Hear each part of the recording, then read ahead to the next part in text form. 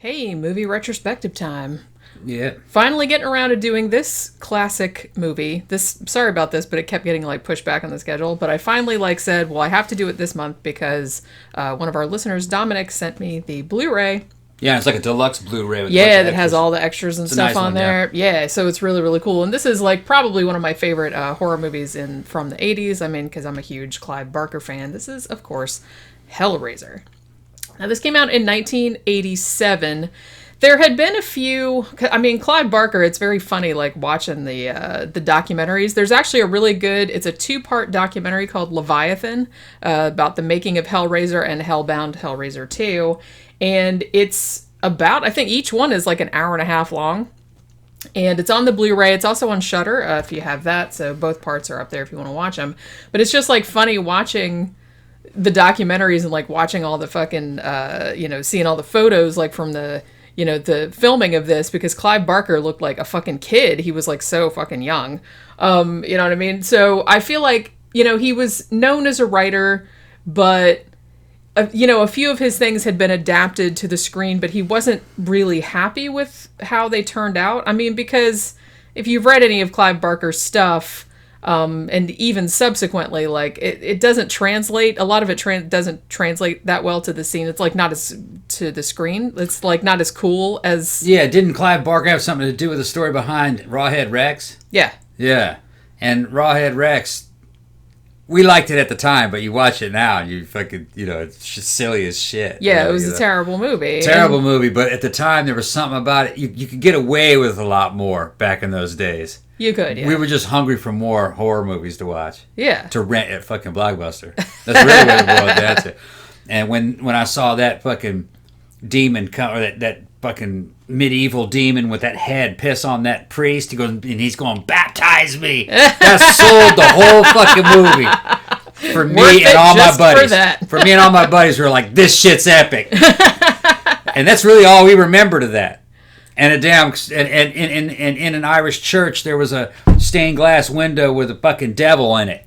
Yeah. And that nobody thought that was strange in the church. Yeah, in the town. I mean? It's that seems a little suspicious. Yeah, we were looking and going, oh man, that's cool. Yeah, I want that for my room. That kind of shit. I would still like that for my room. Yeah, I want that window in my room. Yeah. Now that you mention it, I feel like Rawhead Rex, that really needs a remake, because I feel like that's such a cool idea for a story. Yeah.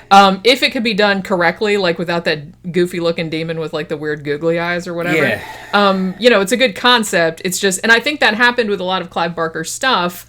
That a lot of his ideas are really good, and his books are really good, but it's when they try to execute it, and it's not for the same reason that Stephen King stuff for a while didn't work on screen. I mean, I think that's kind of gone by the wayside now, because there've been so many good adaptations. What's funny is that we loved that fucking Rawhead Rex monster. Our standards were so much lower back then. Well, yeah. Pumpkinhead kind of ruined it. Well, Pumpkinhead was so much better. Awesome. We need to do that movie. Yeah, now you know what I mean. Shit, but we kind of thought Rawhead Rex kind of looked kind of cool, but we expected things to look fake. Yeah. Yeah, it's you had a different frame of reference. It's a different frame of reference. Now, I should say though that so Hellraiser, Clive Barker, he'd had a few adaptations of his stuff done, and he really wasn't happy with it. So he's well, I want to direct, my own movie. Now, he didn't really have any experience doing that. He said he famously showed up on the set, and he's like at least everybody in the crew and shit like that were patient, because he's I didn't know one lens from another, and I didn't really know what I was doing. That said, though, I think this is probably easily the best Clive Barker adaptation. This and Candyman, which we've already reviewed. I've heard Midnight Meat Train is good too, but I haven't seen that one yet. I feel like that's got kind of mixed reviews. I'd have to say visually though, and just the way it's shot, and I would have to say Candyman is better. But in terms of, the way it was shot and the way it was made, the quality, I think it looked more stylish. Yeah. This is a good movie of its type though. You know what I mean? Hellraiser. Yeah. It's not bad. I'm just saying I think Candyman was a little bit better in the way it looked.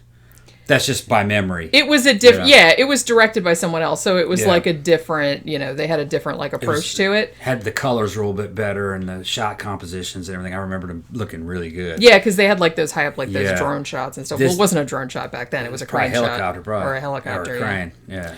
This one, it gets the job done. Hellraiser got the job done. It wasn't super artistic the way it was, but I guess it was. It's just not to the same extent. I think what this movie ended up doing, you have to imagine, this came out in 1987. Now, horror movies were very much in the forefront. There were a lot of really popular ones that had come out like that year and a couple years prior. But it seemed like a lot of the kind of, horror movies that people remembered or ones that were doing really well at the box office were kind of funny. You know what I mean? Like, you had there was like a lot of humor and a lot of kind of over the top gore and stuff. That's what I like. So and I like that too, but I feel like the cool thing about Hellraiser was that it was a very serious horror movie when no one was really doing that. Yeah. And it was also, now looking back on it, because we've seen pretty much everything in horror movies nowadays, but in 1987, this was like a really original vision. Nobody had made a movie that looked like that made that had the villains that looked like that, like the Cenobites. It was just, and even like the whole story of it, of like this really weird, and like a lot of the people on the crew said this too, it's like essentially this is a fucked up love story, because the main character of Julia, she's trying to kill people to put flesh back on her fuck buddy. Yeah. Because she is so her husband's brother. Yeah, because she was like so obsessed with him. Like she had this crazy, like weird, fucked up, obsessive love with him that she is willing to kill random dudes or even like her own family members to put flesh back on him so she can get the D once again. I hadn't seen this one in a long, long time. I'd even kind of forgotten what year it came out in. You know what I mean? When you said 87, I remember when we were watching it, I was like, no way, it couldn't have been that late. He argued with me. I'm like, no, it was 87. I thought I saw it when I was in high school, but I actually saw it when I got out of high school, left Brazil and went back to the United States. I was living in Michigan and was hanging out with my friends for the summer before they went off to college. This is before I joined the Army. And that's when we saw it. We rented it. We were playing Master Blaster and shit on NES and all that kind of crap, And watching it again, it's still a good movie, but a lot of the impact this movie made had a lot to do with the timing of this movie. Yeah. When it came out, it was doing stuff. It was kind of revolutionary in a way. It was very story heavy, and like you said, it had kind of a serious tone to it. I remembered watching it back then, thinking that the only thing that it reminded me of was it kind of reminded me of Videodrome. Yeah. In those days. I can see that. But looking at it now, it's kind of slow-paced by today's standards. And I remember really being intrigued by these Cenobites. I was like, man, because they didn't really tell you much about them. Yeah. They just appeared. They didn't get a lot of screen time. They had a very ominous appearance to them, and that was kind of like the beginning of that kind of gothic industrial cyber look that started to come in the goth scene a couple years later. You know what I mean? I think that kind of the way they were dressed kind of helped that look that ended up becoming what you saw in the Matrix in a way. Yeah, long black stuff and black shiny type shit, and it kind of had a BDSM vibe to it.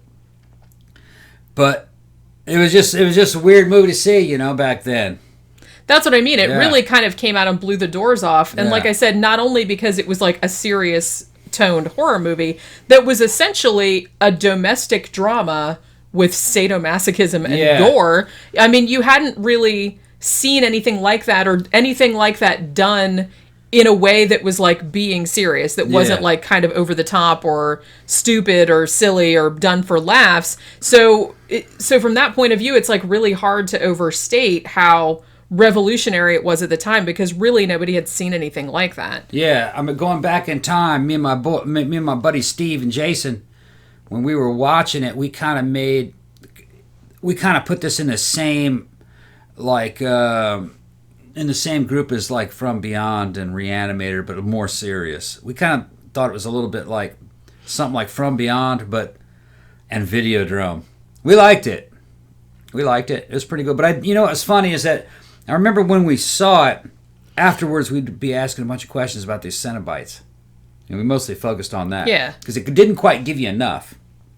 And then I remember part 2 came out, and that was pretty good. I actually quite like Hellraiser too, yeah. But then I remember like 3 came out. I don't remember anything about 3. I just remember like it started to fall apart for me. Yeah, I think after 3 I stopped watching them. I didn't even realize that there have been 10 of these movies. So there were 9 sequels to the first one. I didn't realize it. Doug Bradley, the guy that famously played Pinhead, who wasn't called Pinhead in the first movie, he was just called Lead Cenobite. He got called Pinhead by the fans and then the name stuck. Right. But so that wasn't a Clive Barker invention. But he was in, I think, up until the 7th or 8th one, and then they had to get somebody else.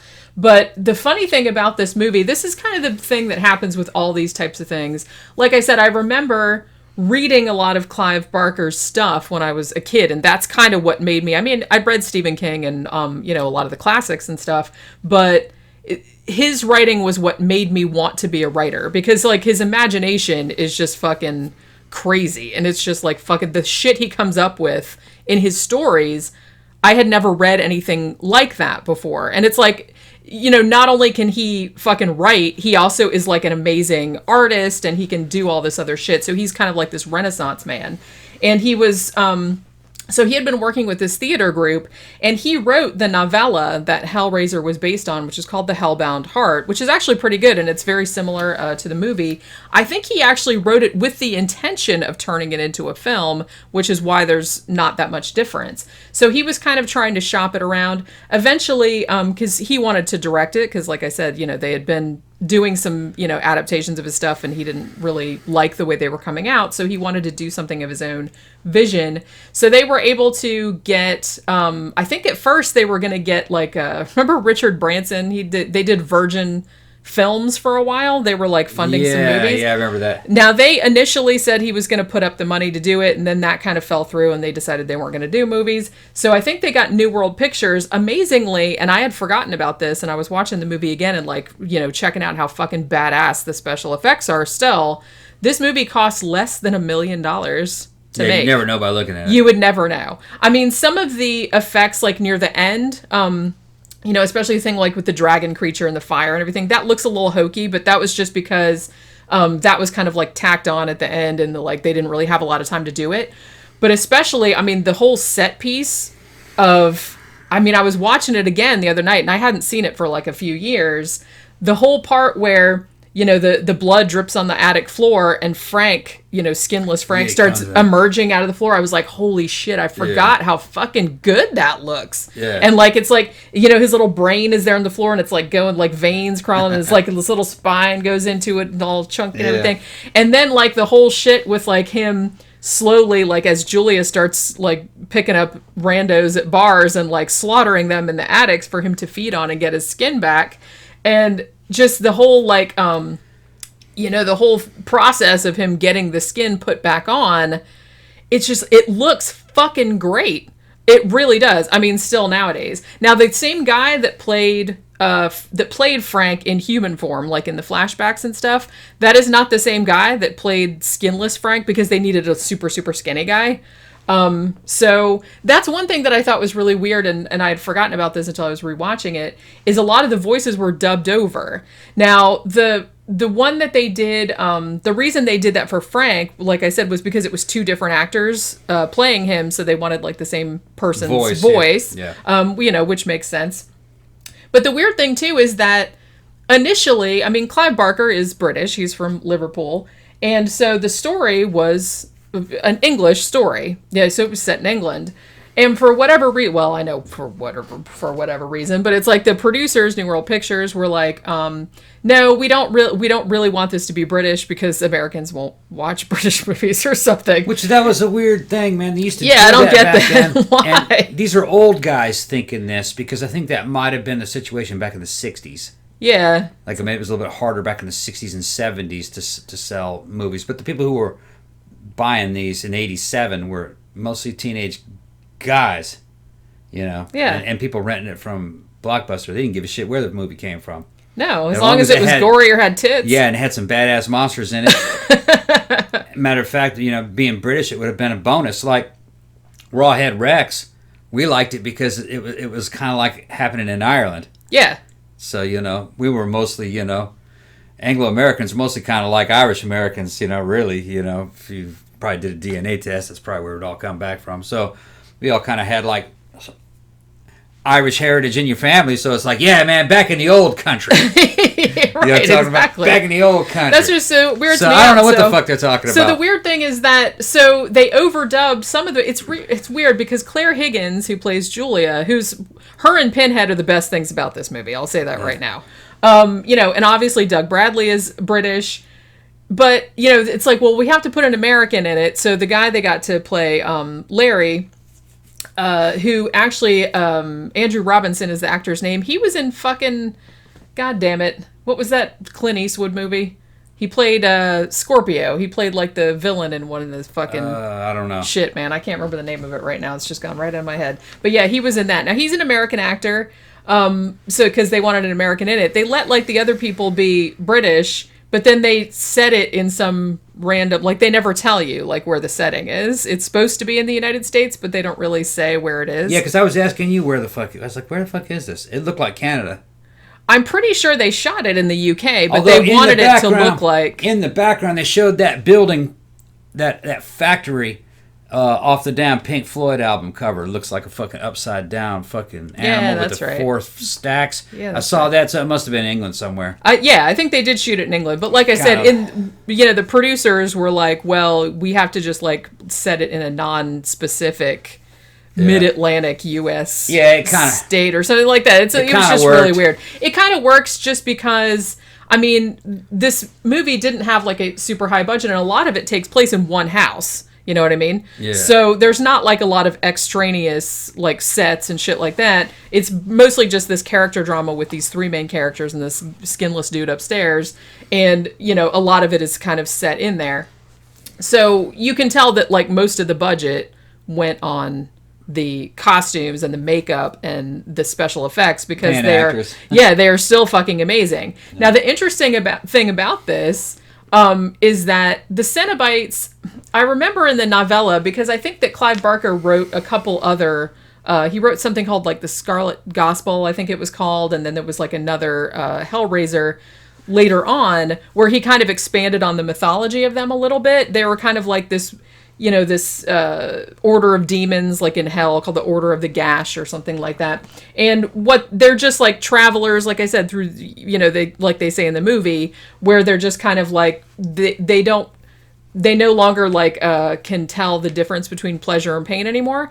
They're not, and it's weird in the movie, they're set up as villains, but not really, because they only come when you call them. Yeah. And you call them because you want this, what they have to offer. This kind of sadomasochistic experience. It's like these people that are like going to extremes, and it's like they've done everything, and like they want. Yeah, and this was a ballsy idea back. It was in '87. Yeah, I remember just how we were reacting to the concept of this, where you find this damn box. It's like a puzzle, and if you open it up, they come from another dimension and do this to you. Because they think you called them. And that idea back in '87 was fucking mind-blowing. Yeah, it's like, it was a revolutionary idea. Yeah, you sit there thinking about that, going, oh man, that'd be some weird shit. You know what I mean?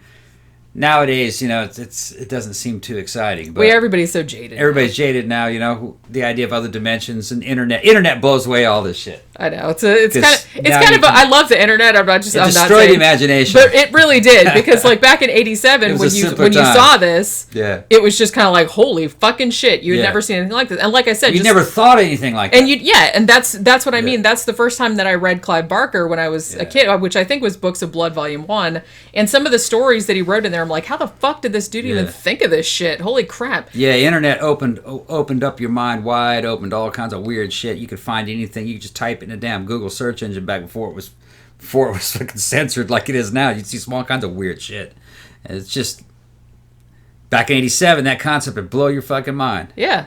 Well, and the thing too is that, I mean, when he first conceived the Hellbound Heart, when he first conceived this movie, his idea going forward was that the main protagonist and the person that was going to carry through the series, like as it went on, was going to be Julia, because she's essentially an evil character. She's a horrible bitchy. I mean, not only is she fucking around at her husband, but then she decides, oh, I love this dude's dick so much that I'm gonna kill people so he can have his fucking skin back. Yeah. And she doesn't like care who she kills.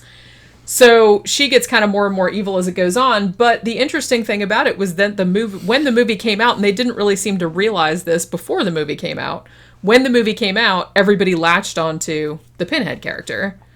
Just because and the Cenobites in general, because there's like the Chatterer and the one that they call Butterball, like the big fat one, and the female one with the vagina thing in her that was neck. Her throat cut open. Yeah, her throat was cut open. Well, that's why the guy said he wanted it to look like vaginal. Yeah, her voice was coming out of there. It was weird, but I think it had a lot to do with his voice. His voice. He has a great fucking voice. His voice sold that character. Oh yeah, and made that character into something that people wanted to see more and more of.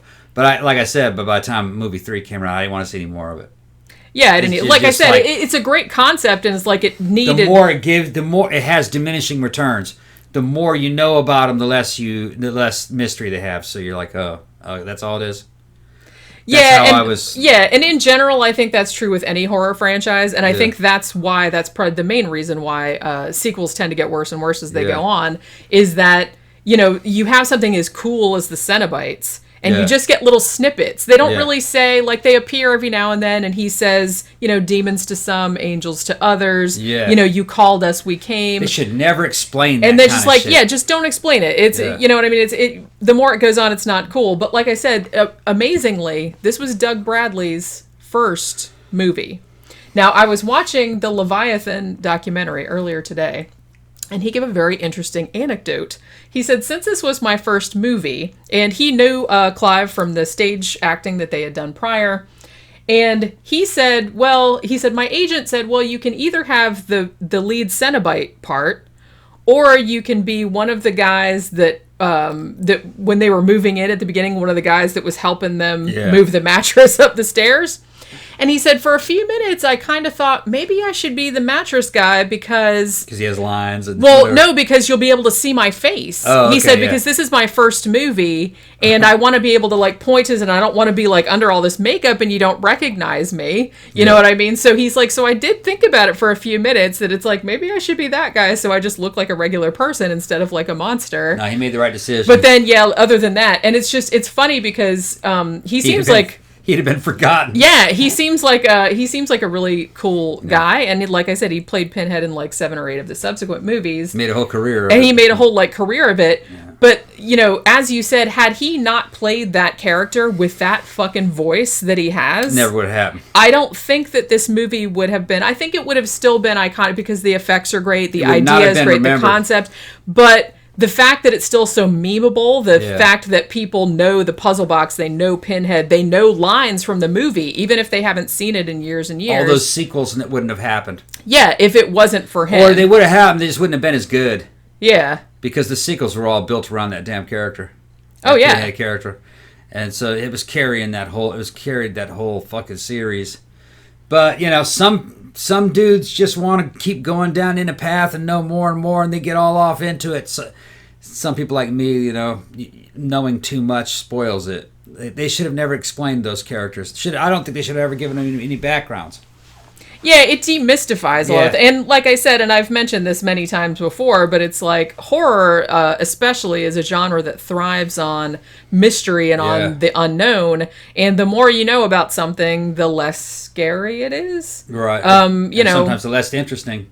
Yeah, and the less interest. You have to have some mystery, some intrigue, some kind of thing. Like otherwise, it's just going to become boring, and it's just going to be, routine and like everything else. But yeah, there's like fucking Doug Bradley has some great, stories about like doing them, because obviously the makeup was like really intense, and it's like a lot of them like he could see mostly, but he had like those black contacts, but he could barely see, and he had like that big long leather thing, and it's like he didn't really know where he was going. He kept tripping on it and shit.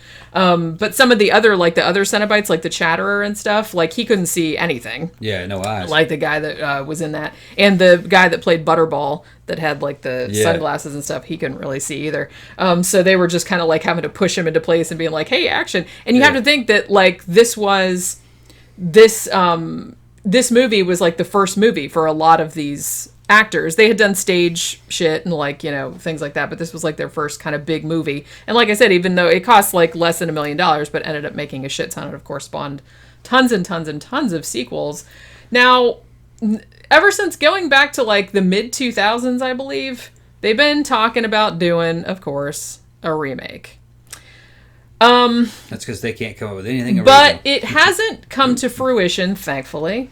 Mostly because all of the directors that they've asked to do it are like, well, we don't want to do it exactly like the original. We just want to like, one idea that I heard that they just wanted to like expand on the puzzle box, like the lament configuration, and wanted to go in like a different direction. Every single director that they had attached was like, we do not want to do a teen horror movie. We do not want to do a PG-13. We want to do something more in the spirit of Clive Barker's original, and we want Clive Barker's okay on it. Otherwise, we don't want to do it. So they've gone through like 2 or 3 different directors. And because, of course, the producers want to make it a fucking PG-13 like they did with fucking the Friday the 13th remake, and I think the Nightmare on Elm Street remake, the Prom Night remake, all that kind of shit. They want to make the main characters teenagers and all this other kind of shit, which is just not... Ain't gonna fly. It's just not what the spirit of Hellraiser was. I mean, when you see the original movie, even like the youngest character...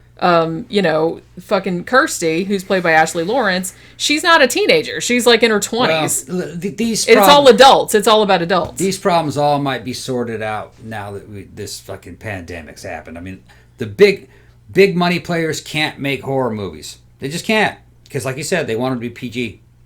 Because if it's PG, they think they'll get more people in the theater. I've seen good PG-13 horror movies, don't get me wrong. It depends on what kind of horror movie it is. But Hellraiser, the whole thing is about sadomasochism, eroticism, gore. And they're focused on theaters and ticket sales. How many people can be in seats. That's already going to fuck you up. You got to worry, nowadays it's got to be something that, will it sell on streaming? Will people get it on streaming? And if it's on streaming, you want it to be R. Yeah. Fuck the theater. That's when it comes to movies like this. I think that game's played out. Well, and fuck remaking horror movies. I mean, I can see more along the lines of remaking something like Friday the 13th with teenage characters, because that's kind of what the original was like. But Hellraiser was essentially an adult-oriented domestic drama with sadomasochism and gore elements, and a lot of eroticism too, which was taken out. Clive Barker thought that was very funny, that he's like, there were a couple of like the flashback scenes, like with Frank and Julia characters. He's like, I had some really sexually like charged like kind of shit, with some anal and everything. And of course, like the MPA was like, oh no, you can't do that. But they thought, but it was fine for them to do blood, like in when they're having sex, like him with the knife and everything. It's like, oh, the violence is fine, but it's like he's like, the MPAA told him, he's like, you can have 2 male thrusts, but 3 is obscene. You can have 2. Now, some of the gore has been taken out too, like the very end scene where Frank, wearing Larry's skin, where he gets pulled apart by all the hooks and like says that great line, Jesus wept, which was apparently that actor's ad-lib. Yeah. He was supposed to just say, fuck you. Yeah. And the actor was like, nah, that seemed kind of lame. He's like, so he just said that instead. And Clive was like, oh yeah, that's awesome. So there was a longer cut of that, like when his head exploded. Some of the kill scenes where Julia is killing the random dudes, like with the hammer and stuff, that there was a lot more gore there, and they trimmed a little bit of that out. And like I said, they took out some of the... Because I think one of those scenes, like the guy who was being murdered wanted to be naked, because he's like, well, it makes more sense because I think I'm going to get laid. And then she turns around and whacks him in the head with a hammer. So they shot it both ways. But like I said, they thought there was too much nudity in it. They thought there was too much eroticism in it. So a lot of that got cut out. They're pussies. That's what I mean. So Clive was like, there was some great spanking scenes with Frank and Julia. Yeah. It's like, I don't know what happened to them. Right. We shot them. What's funny is they want to make a fucking $100 million, wrap up $200 million in the production of a movie so they can make $1 billion. That's just not going to happen. And Hellraiser wasn't a success because of box office sales. I don't think it made all that much money at the box office. Well, it did, but that's because it didn't cost that much to make. Yeah, but but what it yielded wasn't really much. It was only, it made profit. But I'm saying it didn't make a whole lot of money at the theater. It made its money at the video rental store. Yeah. That's where it Because made all everybody its money. wanted to see that Yeah, shit. that's where Because, it made boy, its that money. had a, like, fucking huge... I think it made 15 mil in the theaters. Like I said, it cost a little less than $1 million to make, so it made, like, way... Yeah, 50 million is nothing. Way times its budget back. If you release something like that today, that's what it would make probably in the theater. Yeah. You know, you got to go for streaming. Streaming is today's version of video rental. And I That's always where feel it's like putting if money. you're gonna make a horror movie, Make a fucking horror movie. Make a fucking horror movie. You make all kinds of money on Don't streaming. dick around. I don't see the point. You know, like I said, I've seen a lot of really good PG-13 horror movies. Don't get me wrong; it can be done well. But if you're gonna do a slasher movie, for example, or something like Hellraiser, PG-13 ain't gonna cut it. No. Because the whole reason that people go see movies like that is largely for the gore and, you know, to see a lot of the practical effects. If you're just gonna cut away every time somebody gets killed, what's the fucking point of watching it? And studios, Hollywood studios, they only make movies to make a bunch of money on turnaround on opening night. That's all they care. A big boom on opening night. They're not patient. They don't give a shit about that fucking video sales. We don't have time for that. Or like for it to build up into a cult classic or something like that. Most profitable movie of all times is fucking Road Warrior. Mad Max Road Warrior. Yeah. And I don't think they didn't spend much money on it, but over time it's just like hundreds of millions of dollars that thing is made on video rentals and streamings, and it took a long time for it to reach that amount, but I think it's last I checked, it was the most profitable movie in history. Yeah, and Road I Warrior. feel like, you know, I know you can say it's, you know, the studios, they're just in the business to make money, so they want their investment back, like, within a couple days. Within a couple days. Right. They don't really have time to, like, dick around and see, like, oh, you know, the movie comes out, nobody sees it, but then 10 years later, everybody's like, oh, it's a classic, and now it's making money, because everybody wants to see it, but... Well, they're supporting all these people inside that industry and all their mansions. They got a lot of debts to pay. You know, the idea of taking $3 million, making a movie and stream it, and in 4 days make $10 million, and that's a shit ton of money. That's not enough for them. Yeah. But like I said earlier, when we were doing sidetracks, it's now opened up for the little guy. Yeah.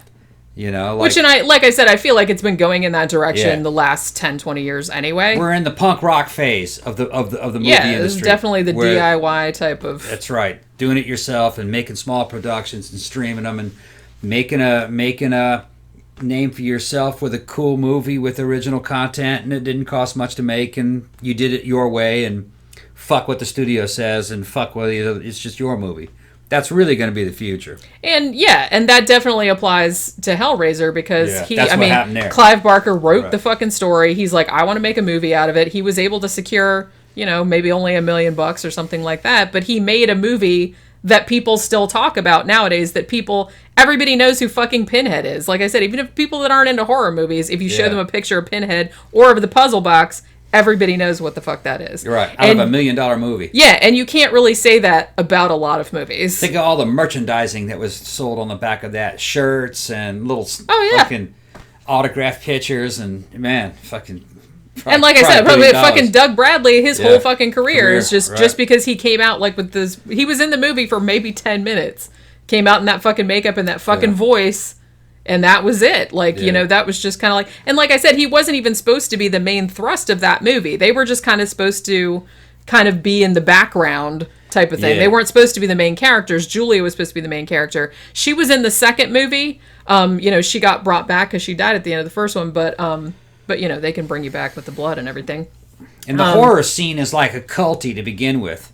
Yeah. If you put out a good horror movie... If you're an actor, you'll be able to do fucking conventions for the rest of your life. Yeah, and we've mentioned that. Like the woman who played Jason's mom. She did all these classy flicks. When she got older, they were all forgotten. But what was remembered was her being Jason's mom. Well, Mrs. Voorhees. And that was her whole fucking job, is to be an old lady in that damn sweater and signing autographs and entertaining at the damn. And she had a life. Yeah. She was making money off of that. Yeah. You know, and being able to pay bills. All those big high-class movies that she had made. What was her name again? Betsy Palmer. Betsy Palmer. Yeah. She made a bunch of high-class movies in the 60s and shit. Those were all long forgotten, and they stopped paying the bills.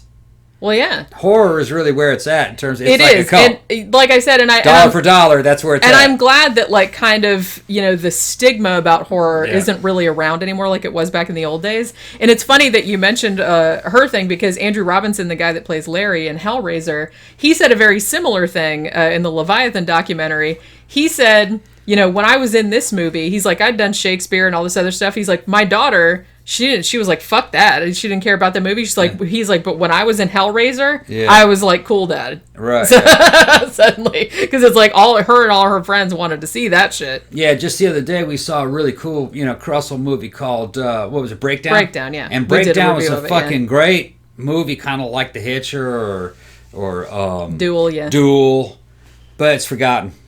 Yeah, Forgotten. Even though it was really successful at the time. It was real successful at the time. They made money on it, but it was like a flash in the pan. It's forgotten. Had that been a horror equivalent movie, Russell'd still be going to the damn horror conventions, what I mean, and fucking signing all kinds of autographs and shit. Like I said, if you want to like make a shit ton of money, then off a small investment, maybe don't do horror movies. But if you want to be an actor and you want to be remembered forever and adored forever, do horror or sci-fi. Yeah. And you will have a fucking career forever out of that shit. The only obstacle in horror movies is the writing. It's got to be a badass story with some new ideas in it, and that's kind of hard. So you'd have to go back to like tried and true methods, you know what I mean, and good writing and good characters and a good monster and a good twist on something with a good score, and you just try to make it a classic. Yeah. I like, what? It's now that you mentioned score, it's actually, I'm glad you mentioned that because I wanted to mention this. The score for Hellraiser was actually done by Christopher Young, who I think had done Freddy's Dead, the second Nightmare on Elm Street. But originally, Clive Barker wanted the band Coil to do the music for Hellraiser. I remember that. Which would have been cool.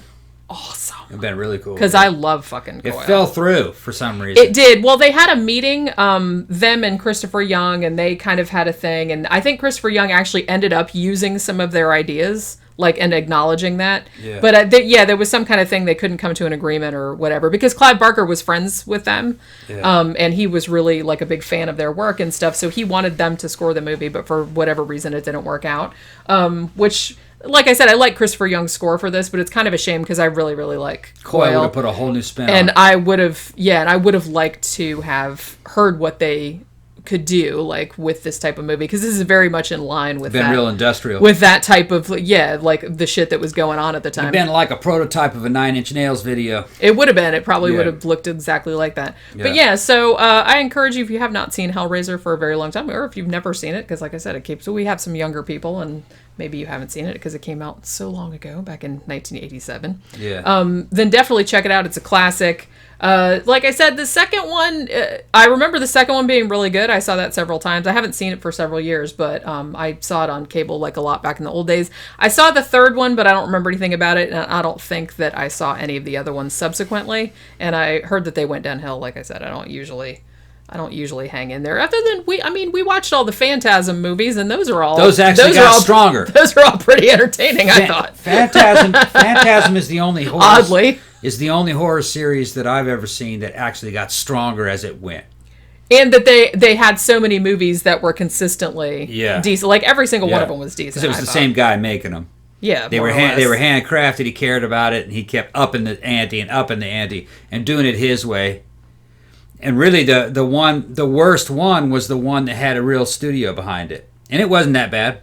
I think it was part two. The part two, I like that one though. It's pretty good. That was the first one that I saw. I saw that in the theater. But the ones that he made were better. There were a lot more purity in them, I think. Well, you can go weirder. You got weirder, right? And weirder is usually better. Yeah, it went. At the end, it's like Mad Max, End of the World, him against the demons and shit. And gotta love Reggie. Yeah, Reggie, and demons from another dimension. Yeah, that's pretty cool. I know. I want to see that one again. I know. I think Shudder has 3, 4, and 5, and maybe the first one. I don't really remember. Now, Shudder, like I said, it has the first Hellraiser and the second Hellraiser, and it also has that 2-part documentary called Leviathan. It's very long. I think it's about 3 hours. Like the first part's an hour and a half, and just talks about Hellraiser. Then the second part talks about Hellbound, and that's I believe another hour and a half. I did. You inspired me. Not only do I want a fucking Neville action figure. I want an action. You figure. want a Reggie I want Bannister? a Reggie action figure with an ice cream truck. Ice cream truck. I bet you could buy one. No, I want him. I want him like the final Reggie. Yeah, like from Ravager or whatever. From Ravager, right? One where he's kind of going Mad Max. It'd be pretty cool. He's such a great fucking character. It's like the most with unlikely, the most unlikely horror hero ever. Yeah, you know what I mean? I imagine I'll have to look. Somebody must be making one. Yeah, that I would think that somebody was. It might be like, I'm sure it's limited edition. You're right. But every other fucking character has been covered. So I would be surprised. I like some of those customs guys are making. I think they're like a 12-inch doll with the fucking outfits like a G.I. Joe and everything.